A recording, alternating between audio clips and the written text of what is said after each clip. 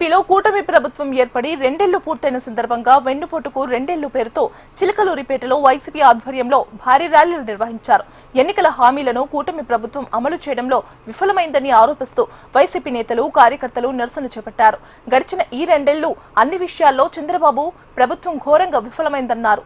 విడుదల రజని నిరుద్యోగుల కోసం మెగా డిఎస్సీని చెప్పి దగా డిఎస్సీ పెట్టారని మండిపడ్డారు.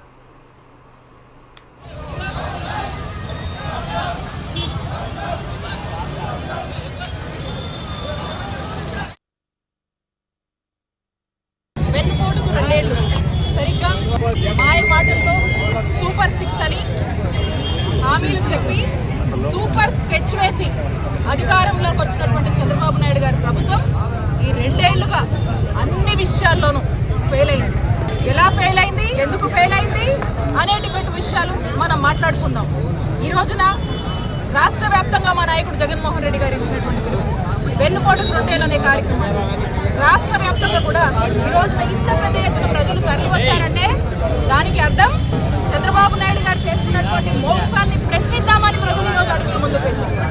చంద్రబాబు నాయుడు చేస్తున్నటువంటి మోసాలను, చేస్తున్నటువంటి పాపాలను ప్రశ్నిద్దామని చెప్పి ఈరోజు ప్రజలు అడుగులు ముందుకు వేసి వచ్చారు.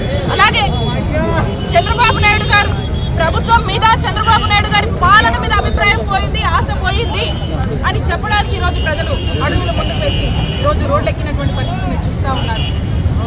ఈరోజు మేము అడుగుతా ఉన్నాం చంద్రబాబు నాయుడు గారిని, ఆడబిడ్డ మీదన్నారు సూపర్ 6 లో ఏమైంది చంద్రబాబు నాయుడు గారు అని అడుగుతా ఉన్నాము. దానికి సమాధానం చెప్పాలి.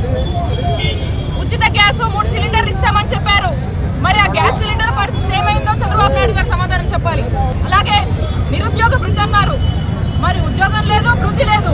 దీని గురించి సమాధానం చెప్పాలని ప్రభుత్వాన్ని ప్రశ్నిస్తున్నాం. అలాగే అనేక హామీలు ఇచ్చి మరి పెన్షన్